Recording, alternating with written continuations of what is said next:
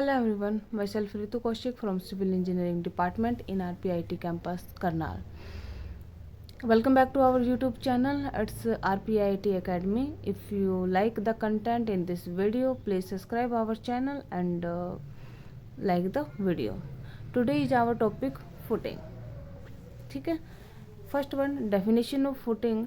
Footing are structural members used to support column and wall and to transmit and distribute their load to the soil in such a way that the load bearing capacity of soil is not exceeded. Clear है. Definition में क्या कहता है, footing क्या होती है. Footing हमारे पास structure का वो मेंबर होता है जहाँ पर कॉलम और वॉल दोनों का लोड ट्रांसमिट होता है, फिर ही इस कंप्लीट लोड को कहाँ पे डिस्ट्रीब्यूट करता है, टू द सॉयल. ठीक है. तो ये सबसे इम्पोर्टेंट होता है फुटिंग. अगर कहते हैं ना, अगर किसी भी स्ट्रक्चर की नींव अच्छी हो तो स्ट्रक्चर काफ़ी ड्यूरेबल होता है. तो ये नींव है एक प्रकार से. अगर ये अच्छी है तो स्ट्रक्चर आपका सेफ रहेगा. तो आगे कहता है ये excessive settlement and differential settlement और rotational are prevented and adequate safety against overturning और स्लाइडिंग इज मेंटेन. क्लियर है.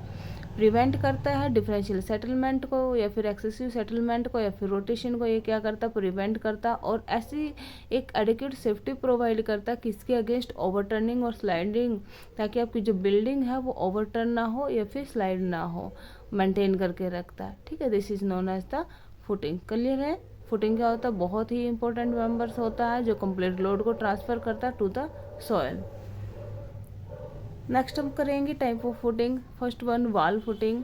Wall footing are use to support structure wall that carry load for other floors और the support non structures wall.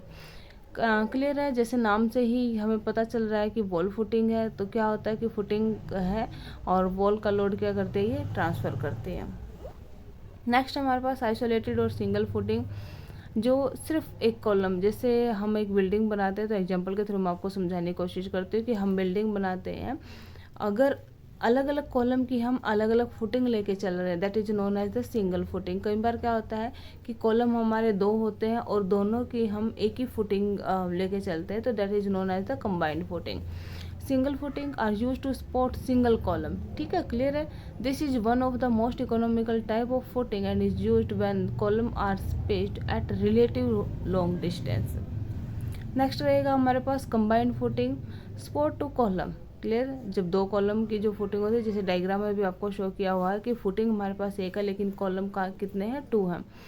Usually support 2 column or 3 columns not in a row. Combined footing are used when the columns are so close that single footing cannot be used, or when one column is located at or near a property line. Next रहेगी हमारे पास cantilever footing या फिर जिसको हम strap footing भी बोलते हैं. इसमें क्या कहता है, consist of the 2 single footings connected with a beam और ए स्ट्रैप्स. फर्स्ट वन में हमने पढ़ा कि एक कॉलम की एक ही फुटिंग होगी. सेकंड में हमने पढ़ा कि 2 कॉलम्स की हमारे पास एक फुटिंग रहेगी, कंबाइंड फुटिंग. लेकिन इसमें क्या है कि फुटिंग हमारी रहेगी कंबाइंड ही, लेकिन किससे जुड़ी हुई होगी, वो एक स्ट्रैप से या फिर एक बीम से जुड़ी हुई होगी footing. That is known as the cantilever footing. And support 2 single column, this type replace a combined footing and is more economical. ठीक है. ये हमारे पास क्या थी, type of footing. First one single, second combined और थर्ड वन हमारे पास cantilever footing. Thank you.